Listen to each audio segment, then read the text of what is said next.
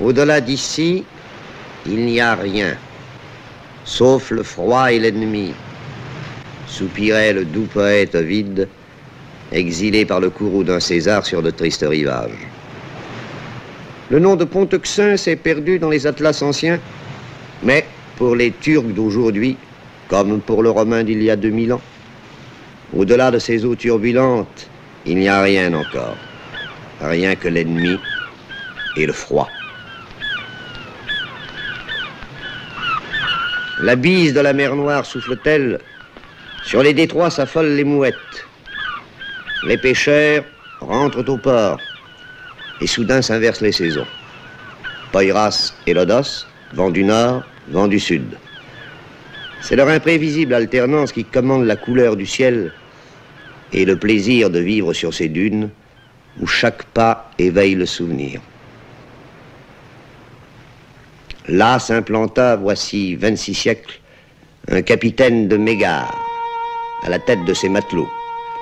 Il s'appelait Byzas et, de son nom, baptisa l'extrémité de l'Europe.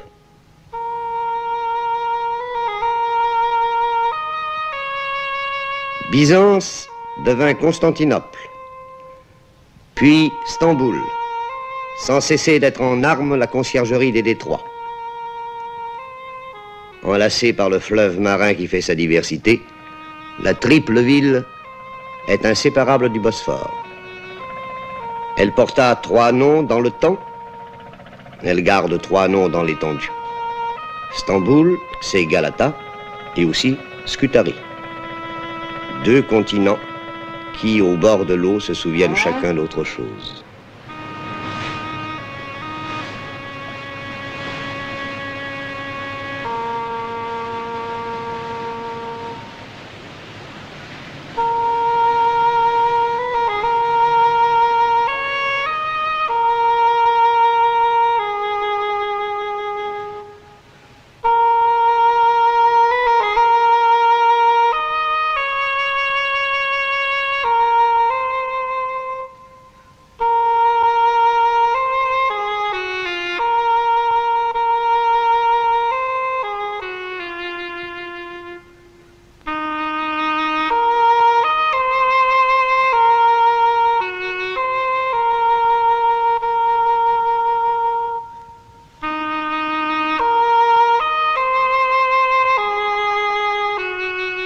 Presque rien n'y évoque plus l'Empire grec si l'on entend le langage des herbes folles, de la cendre des morts et des remparts écroulés.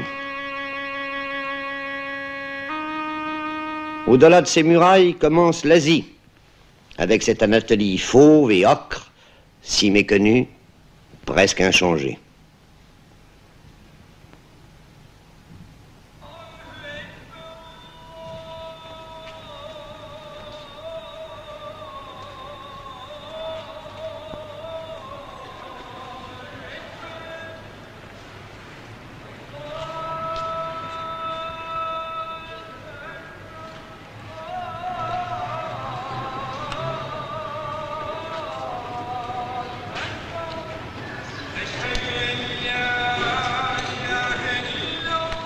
Une rumeur couvre parfois dans l'ancienne capitale des Ottomans la voix sainte de l'islam.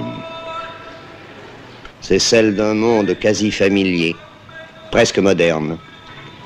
La suie et la fumée se sont mêlées à des parfums sucrés, le mazout au ruissellement des eaux douces. L'industrie a dressé ses cheminées que les pionniers de la République appellent les minarets d'Atatürk.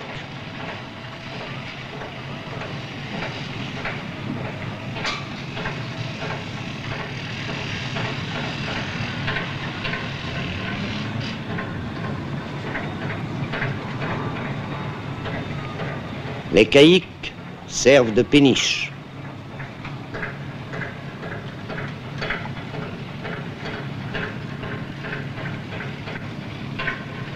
Le promeneur mélancolique gémit en découvrant des dépôts de charbon sur des rives qui enchantèrent les romantiques.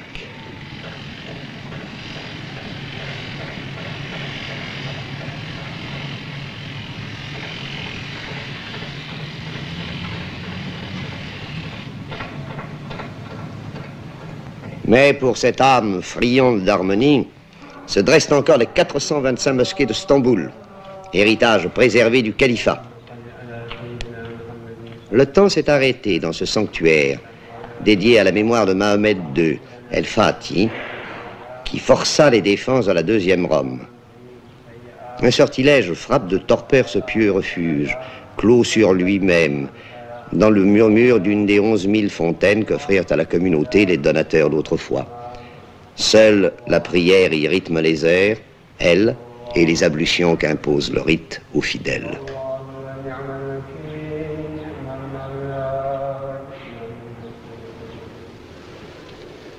Ici se prolonge encore cette Turquie intemporelle. Elle s'appelait Asie mineure dans les relations de voyage d'écrivains démodés.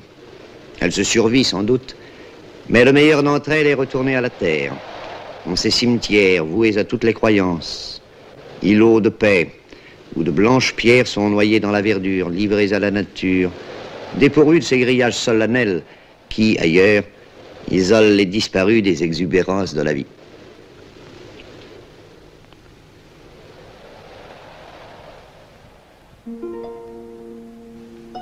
Des images venues d'un autre siècle, comme ailleurs il s'en offre, dans cette ville qui semble la capitale de l'immuable.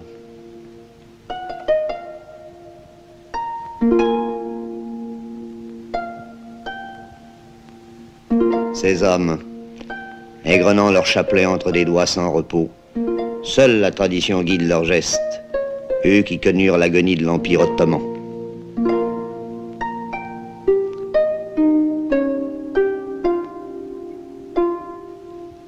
Le Turc n'est plus l'homme malade de l'Europe.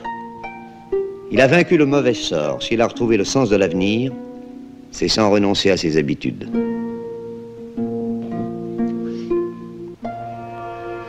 Tour à tour, Stamboul se fait métropole de rêve, ou château des brouillards, que les couleurs s'y affinent ou se brouillent.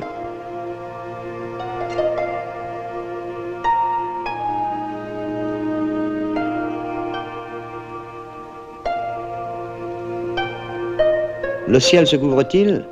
Aussitôt, brume et poussière envahissent les quais du Bosphore, estompent les coupoles, cernent comme des vaisseaux fantômes ces ferry-boats, où dans la familiarité des allers-retours quotidiens, on sent battre le cœur de deux continents. Couleur d'ardoise, de grisaille et de boue, c'est toute la ville alors qui part à la dérive et se noie en eau trouble.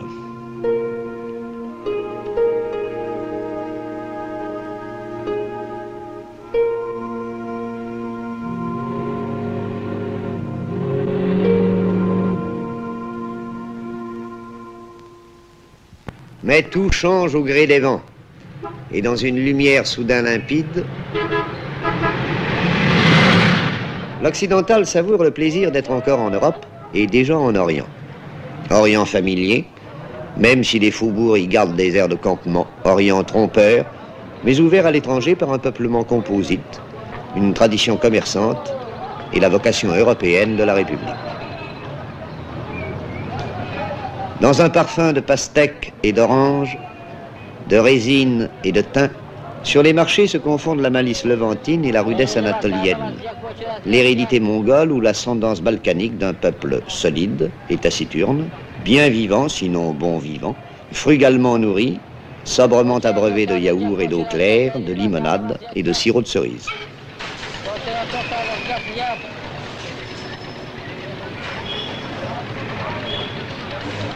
Au plus beau jour, lorsque le gris nuage des mosquées retrouve ses reflets dorés, Stamboul est unique au monde et fascine celui que la veille elle aurait rebuté.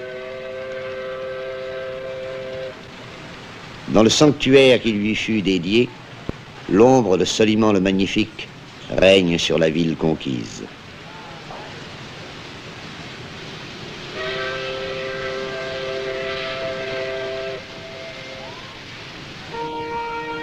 Le souvenir des Génois et des Vénitiens s'accroche aux flancs de Péra.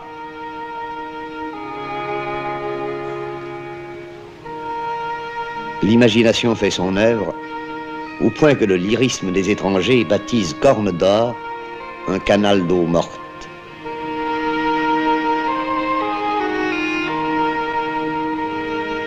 Charriant ses courants contraires, mer d'eau douce et fleuves salés, le Bosphore se fait enjôleur, enlaçant 7 collines vénérables.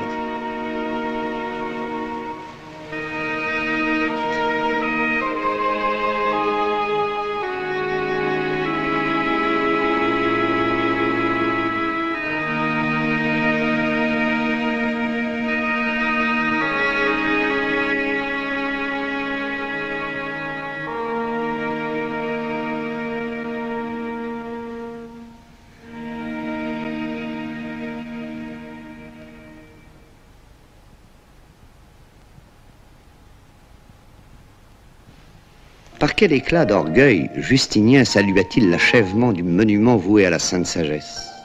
107 colonnes y projettent une coupole fabuleuse à 54 mètres du sol, en hommage au dieu de Byzance et de son image sur terre, le Basileus.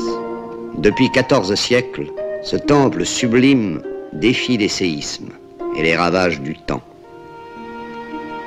Bien des édifices n'auront pas cette chance de durer dans une cité où, jusqu'au siècle dernier, la pierre était réservée aux bâtiments publics. Les riches eux-mêmes se bâtissaient des palais en bois, demeures patriciennes de vieilles familles, dont on aime le charme désuet.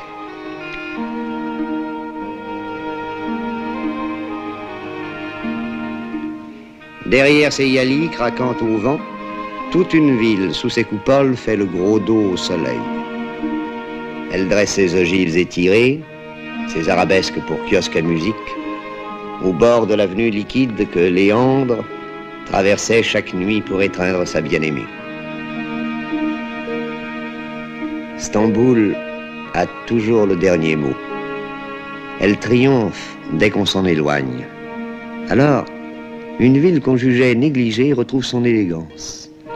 Et l'on oublie les détails pour ne plus voir que l'ensemble. Le soleil, au départ, rend-il ses phares à la vieille Constantinople. La décevante se fait inoubliable.